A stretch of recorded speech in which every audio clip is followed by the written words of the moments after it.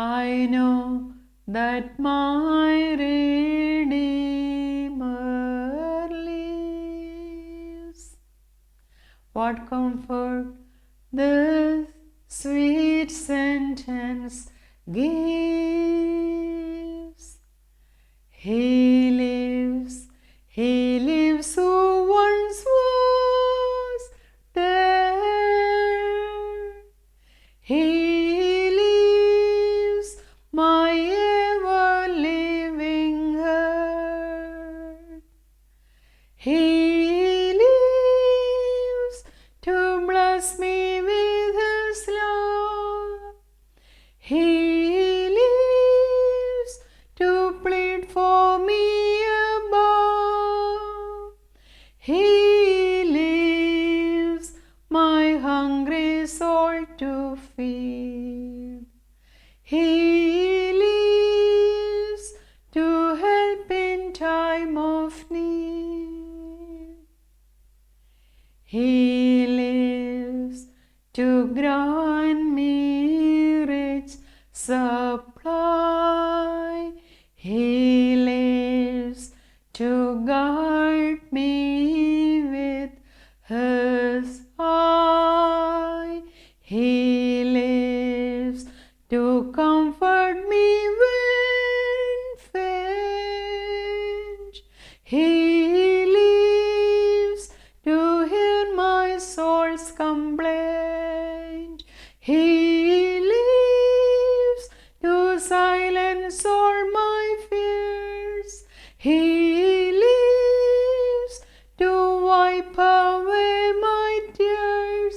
He lives to calm my troubled heart. He lives all blessings to impart. Warm greetings to all my viewers in the mighty name of our Lord and Savior Jesus Christ.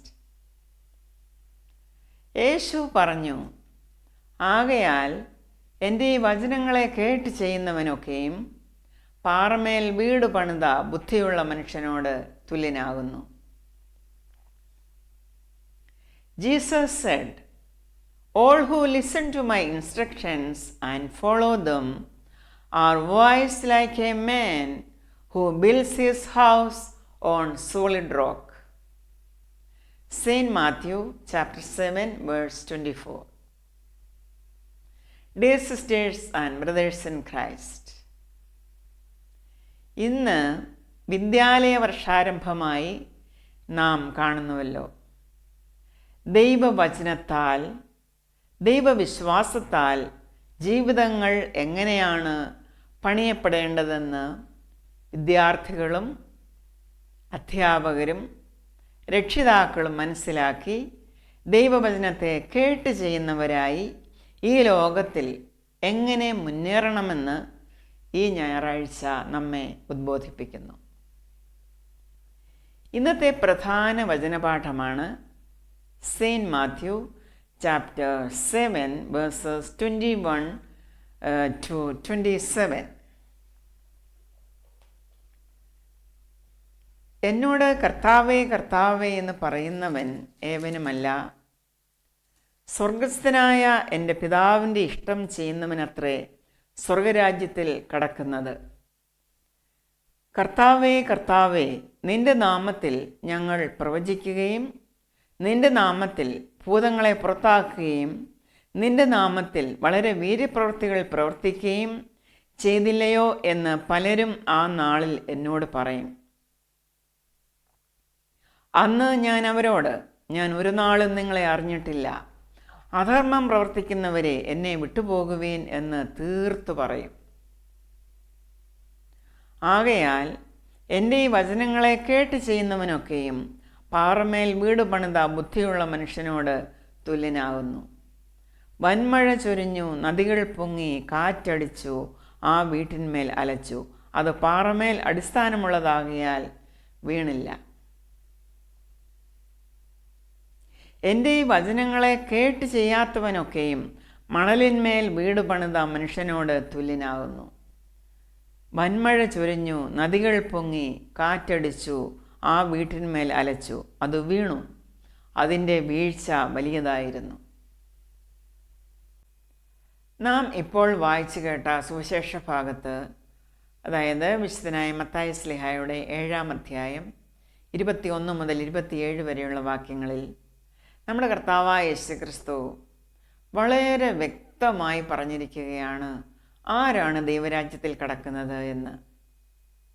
എന്നോട് കർത്താവേ കർത്താവേ എന്ന് പറയുന്നവൻ ഏവനുമല്ല, സ്വർഗസ്ഥനായ എൻ്റെ പിതാവിൻ്റെ ഇഷ്ടം ചെയ്യുന്നവൻ അത്രേ ദൈവരാജ്യത്തിൽ കടക്കുന്നത് എന്ന് യേശുക്രിസ്തു ഇവിടെ വ്യക്തമാക്കിയിരിക്കുന്നു. നമുക്കിവിടെ 2 കൂട്ടം ആൾക്കാരെ കാണാം.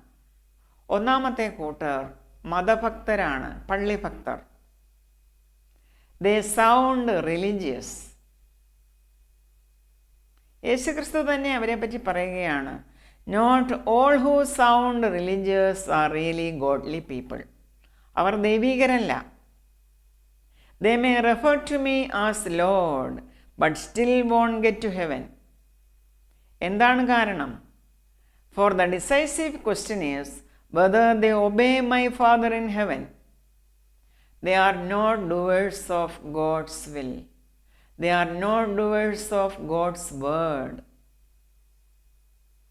ഇവരെപ്പറ്റി തന്നെ യേശുക്രിസ്തു തുടർന്ന് പറയുകയാണ്, at the judgment many will tell me, Lord, Lord, we told others about you and used your name to cast out demons and to do many other great miracles. But I will reply, you have never been mine. Go away, for your deeds are evil.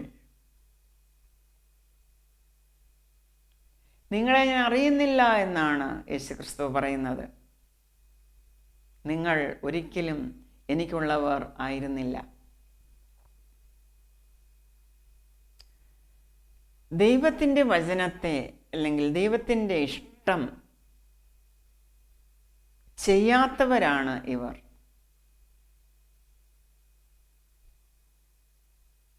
ദൈവത്തിൻ്റെ വചനം നാം അനുഷ്ഠിക്കുന്നവർ ആയിരിക്കണം. രണ്ടാമത്തെ കൂട്ടർ അങ്ങനെയുള്ള ആൾക്കാരാണ്. അവർ സ്വർഗസ്ഥനായ ദൈവത്തിൻ്റെ ഇഷ്ടമനുസരിക്കുന്നവരാണ്. അങ്ങനെയുള്ളവരെ ബുദ്ധിമാന്മാർ എന്നാണ് യേശുക്രിസ്തു ഈ വേദഭാഗത്ത് പറഞ്ഞിരിക്കുന്നത്. അവർ ബുദ്ധിയുള്ളവരാണ്. God's kind of wisdom.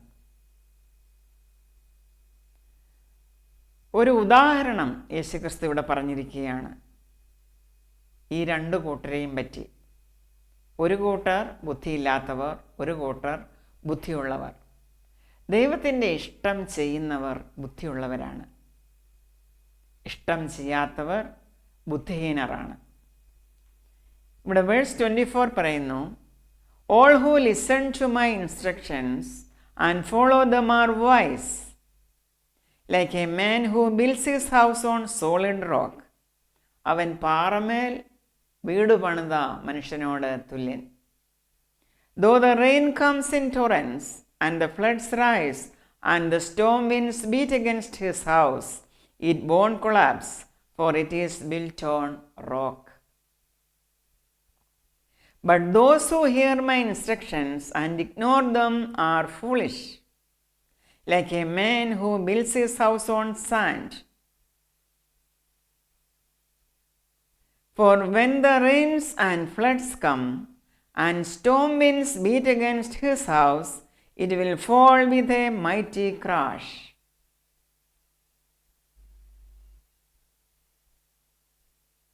ദൈവവചനത്തെ നാം അനുഷ്ഠിക്കുന്നവർ ആകണം, നാം ചെയ്യുന്നവർ ആകണം എന്നാണ് ഈ തിരുവചന ഭാഗത്തിലൂടെ യേശുക്രിസ്തു നമ്മെ ഇന്ന് പഠിപ്പിക്കുന്നത്. സ്വർഗസ്ഥനായ ദൈവത്തിൻ്റെ ഇഷ്ടം നാം ചെയ്യുന്നുണ്ടോ?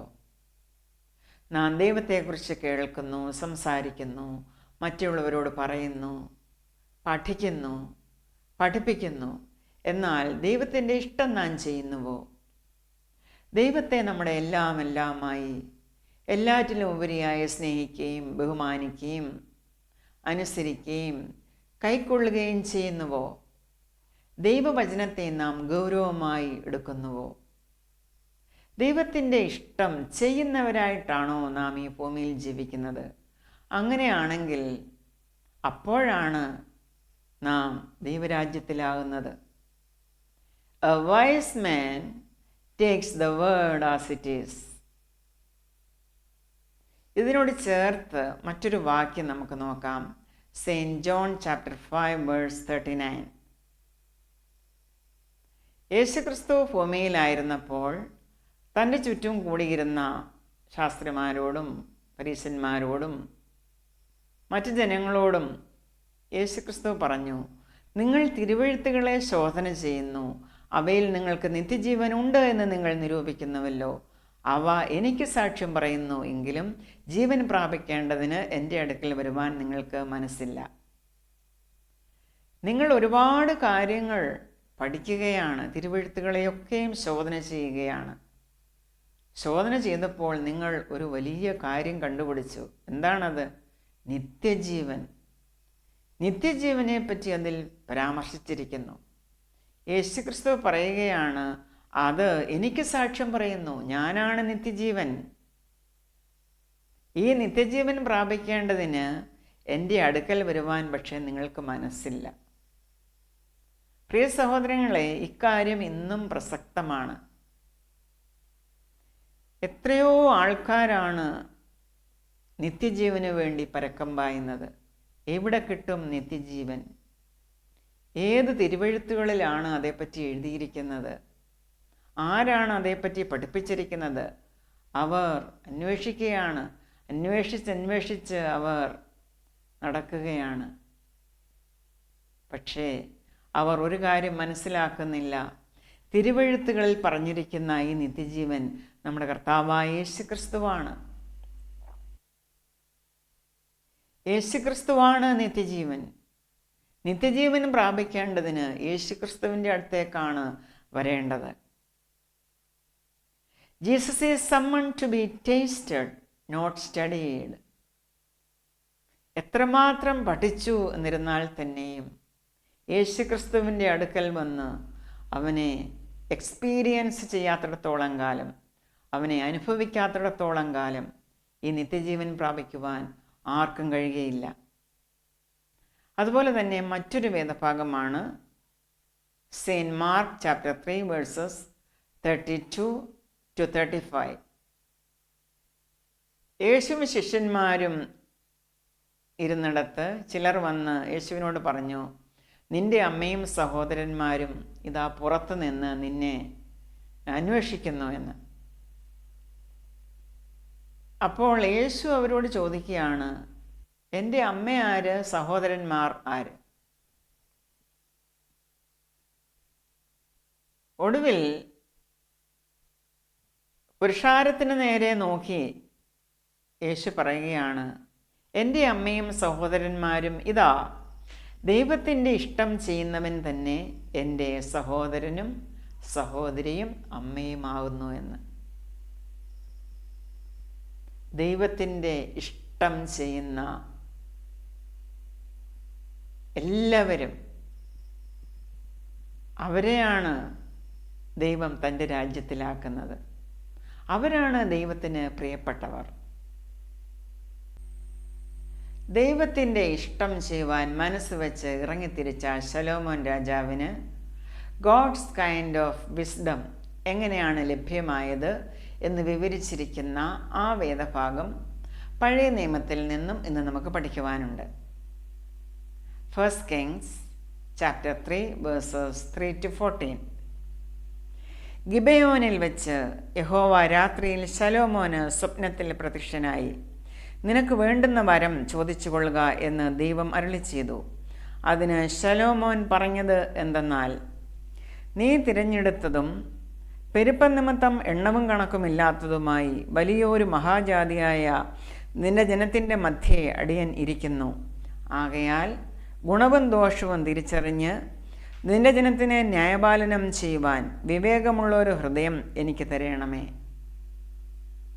അതുകൂടാതെ നിന്റെ ഈ വലിയ ജനത്തിന് ന്യായപാലനം ചെയ്യുവാൻ ആർക്ക് കഴിയും? ശലോമോൻ ഈ കാര്യം ചോദിച്ചത് കർത്താവിന് പ്രസാദമായി. ദൈവം അവനോട് അരുളിച്ചെയ്തത് എന്തെന്നാൽ, നീ ദീർഘായുസ്സോ സമ്പത്തോ ശത്രുസംഹാരമോ ഒന്നും അപേക്ഷിക്കാതെ ന്യായപാലനത്തിനുള്ള വിവേകം എന്ന ഈ കാര്യം മാത്രം അപേക്ഷിച്ചതുകൊണ്ട് ഞാൻ നിന്റെ അപേക്ഷ പ്രകാരം ചെയ്തിരിക്കുന്നു. ജ്ഞാനവും വിവേകവുമുള്ള ഒരു ഹൃദയം ഞാൻ നിനക്ക് തന്നിരിക്കുന്നു. ഇതിനും പുറമെ നീ അപേക്ഷിക്കാത്തതായ സമ്പത്തും മഹത്വവും കൂടെ ഞാൻ നിനക്ക് തന്നിരിക്കുന്നു. ദൈവത്തിൻ്റെ ഇഷ്ടം ചെയ്യുവാൻ മനസ്സ് വെച്ച് ഇറങ്ങിത്തിരിച്ചവനായിരുന്നു ഈ ശലോമോൻ രാജാവ്. അതുകൊണ്ടാണ് ദൈവം അവനോട് പറഞ്ഞത്, നിനക്ക് വേണ്ടുന്ന വരം ചോദിച്ചുകൊള്ളുക എന്ന്. അങ്ങനെ ചോദിച്ചപ്പോൾ ദൈവഹിതത്തിന് അനുസരണമായി, ദൈവ ഇഷ്ടത്തിനനുസരണമായ ആവശ്യങ്ങളാണ്, അപേക്ഷയാണ് ശലോമോൻ ദൈവത്തിന് മുമ്പാകെ നിരത്തിയത്. അത് ദൈവത്തിന് ഇഷ്ടമായി. ഇവിടെ വേഴ്സ് 10 പറയുന്നത്, ശലോമോൻ ചോദിച്ച ഈ കാര്യം കർത്താവിന് പ്രസാദമായി എന്ന്. പ്രിയ സഹോദരങ്ങളെ, ഇന്ന് വിദ്യാലയ വർഷാരംഭത്തിൽ പ്രിയ വിദ്യാർത്ഥികൾക്കും അധ്യാപകർക്കും വേണ്ടതും ഇതേ ജ്ഞാനമാണ്, ഗോഡ്സ് കൈൻഡ് ഓഫ് വിസ്ഡം. ആ ശലോമോൻ ആഗ്രഹിച്ചതുപോലെ ഗുണവും ദോഷവും തിരിച്ചറിഞ്ഞ് പ്രവർത്തിക്കുവാൻ, ഇടപെടുവാൻ വിവേകവും ജ്ഞാനവുമുള്ള ഹൃദയമാണ് നിങ്ങളും ആഗ്രഹിക്കേണ്ടത്. ദൈവത്തിൻ്റെ ഇഷ്ടം ചെയ്യുന്നവൻ ബുദ്ധിമാനാണ്. ബുദ്ധിമാൻ്റെ പ്രത്യേകതകളെപ്പറ്റി വിശുദ്ധനായ യാക്കോബ് അപ്പോസ്തലൻ പറഞ്ഞിരിക്കുന്ന വേദഭാഗമാണ് അടുത്തതായി നമുക്ക് പഠിക്കുവാനുള്ളത്. Saint James chapter 3 verses 13 to 18. If you are wise, live a life of steady goodness so that only good deeds will pour forth. And if you don't brag about them, then you will be truly wise. നിങ്ങൾ യഥാർത്ഥത്തിൽ ബുദ്ധിമാനാണെങ്കിൽ നിങ്ങൾ നന്മ പ്രവൃത്തികൾ ചെയ്തുകൊണ്ടേയിരിക്കും. അതിൽ നിങ്ങൾ പ്രശംസിക്കില്ല, പുകഴില്ല. And by all means, don't brag about being wise and good. If you are bitter and jealous and selfish, that is the worst sort of lie. For jealousy and selfishness are not God's kind of wisdom. Such things are earthly, unspiritual, inspired by the devil. For wherever there is jealousy or selfish ambition, there will be disorder and every other kind of evil. ദൈവേഷ്ടം ചെയ്യുന്നവന് അല്ലെങ്കിൽ ഒരു ബുദ്ധിമാന് ഒരിക്കലും selfish ആയിരിക്കുവാനോ jealous ആയിരിക്കുവാനോ അതുപോലെ bitter ആയിരിക്കുവാനോ സാധ്യമല്ല. അങ്ങനെ ആയാൽ അത് it's not God's kind of wisdom, അത് സാത്താന്യമാണ്. But the wisdom that comes from heaven is first of all pure and full of quiet gentleness. Then it is peace-loving and courteous. It allows discussion and is willing to yield to others. It is full of mercy and good deeds. It is wholehearted and straightforward and sincere. And those who are peacemakers will plant seeds of peace and reap a harvest of goodness. ബുദ്ധിമാന്മാർ നന്മ വിതച്ചിട്ട് നന്മ മാത്രമേ കൊയ്യുകയുള്ളൂ. ഇന്ന് വിദ്യാർത്ഥികളും അധ്യാപകരും അനുവർത്തിക്കേണ്ടതായ അതേ കാര്യം തന്നെയാണ് വിശുദ്ധനായ പൗലോസ് അപ്പോസ്തലൻ എഫേസ്യർക്ക് ലേഖനം എഴുതിയപ്പോൾ അതിൻ്റെ 5-ാം അധ്യായം 9 മുതൽ 18 വരെയുള്ള വാക്യങ്ങളിൽ അന്ന് എഫേസ്യരോടും പറഞ്ഞത്. അതെന്താണെന്ന് നോക്കാം. കർത്താവിന് പ്രസാദമായത് എന്തെന്ന് പരിശോധിച്ചുകൊണ്ട് വെളിച്ചത്തിലുള്ളവരായി നടന്നുകൊള്ളുവീൻ. സകല സൽഗുണവും നീതിയും സത്യവുമല്ലോ വെളിച്ചത്തിൻ്റെ ഫലം. ഇരുട്ടിൻ്റെ നിഷ്ഫല പ്രവൃത്തികളിൽ കൂട്ടാളികൾ ആകരുത്, അവയെ ശാസിക്കയത്രേ വേണ്ടത്. അവർ ഗൂഢമായി ചെയ്യുന്നത് പറവാൻ പോലും ലജ്ജയാവുന്നു. അവയെ ശാസിക്കുമ്പോഴോ സകലത്തെയും കുറിച്ച് വെളിച്ചത്താൽ ബോധം വരും. ബോധം വരുന്നതെല്ലാം വെളിച്ചം പോലെ തെളിവല്ലോ. അതുകൊണ്ട് ഉറങ്ങുന്നവരെ ഉണർന്ന് മരിച്ചവരുടെ ഇടയിൽ നിന്ന് എഴുന്നേൽക്ക, എന്നാൽ യേശുക്രിസ്തു നിന്റെ മേൽ പ്രകാശിക്കും. ആകയാൽ സൂക്ഷ്മത്തോടെ അജ്ഞാനികളായിട്ടല്ല ജ്ഞാനികളായിട്ടത്രേ നടപ്പാൻ നോക്കുവീൻ. ഇത് ദുഷ്കാലമാകയാൽ സമയം തക്കത്തിൽ ഉപയോഗിച്ചുകൊള്ളുവീൻ. ബുദ്ധിഹീനരാകാതെ കർത്താവിൻ്റെ ഇഷ്ടമിന്നതെന്ന് ഗ്രഹിച്ചുകൊള്ളുവീൻ. വീഞ്ഞു കുടിച്ച് മത്തരാകരുത്, അതിനാൽ ദുർനടപ്പ് ഉണ്ടാകുമല്ലോ. എത്ര വ്യക്തമായിട്ടാണ് പൗലോസ് അപ്പോസ്തലൻ നമ്മോട് ഇക്കാര്യമെല്ലാം പറഞ്ഞിരിക്കുന്നത്. ആർക്കും മനസ്സിലാകുന്ന വിധത്തിൽ പൗലോസ് അപ്പോസ്തലൻ അത് രേഖപ്പെടുത്തിയിരിക്കുകയാണ്. Because of the light within you, you should do only what is good and right and true. Learn as you go along what pleases the Lord. Take no part in the worthless pleasures of evil and darkness, but instead rebuke and expose them. It would be shameful even to mention here those pleasures of darkness which the ungodly do. But when you expose them, the light shines in upon their sin and shows it up. And when they see how wrong they really are, some of them may even become children of light. That is why God says in the scriptures, "Awake, O sleeper, and rise up from the dead, and Jesus Christ shall give you light." So be careful how you act. These are difficult days. Don't be fools, be wise. Make the most of every opportunity you have for doing good. Don't act thoughtlessly, but try to find out and do whatever the Lord wants you to. Don't drink too much wine, for many evils lie along that path. Be filled instead with the Holy Spirit and controlled by Him. പ്രിയ സഹോദരങ്ങളെ, ദൈവത്തിൽ നിന്നുള്ള ജ്ഞാനം എത്ര മഹത്തരമാണ്. അത് മനുഷ്യരുടെ ജ്ഞാനമല്ല, അത് epignosis ആണ്, divine knowledge ആണ്, precise and correct knowledge from God. ദൈവത്തിൻ്റെ ജ്ഞാനം എന്നത് എബിലിറ്റി ഓഫ് ഗോഡാണ്.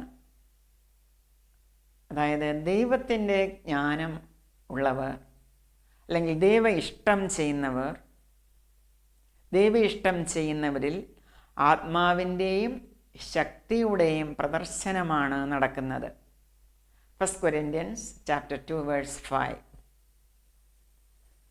അതുപോലെ ഈ ജ്ഞാനം എന്നത് സാക്ഷാൽ യേശുക്രിസ്തു തന്നെയാണ്. അവൻ നമുക്ക് ദൈവത്തിൽ നിന്ന് ജ്ഞാനവും നീതിയും ശുദ്ധീകരണവും വീണ്ടെടുപ്പും ആയിത്തീർന്നു. 1 Corinthians 1:31. പ്രിയ സഹോദരങ്ങളെ, ദൈവ ഇഷ്ടം ചെയ്ത് ജ്ഞാനികളായി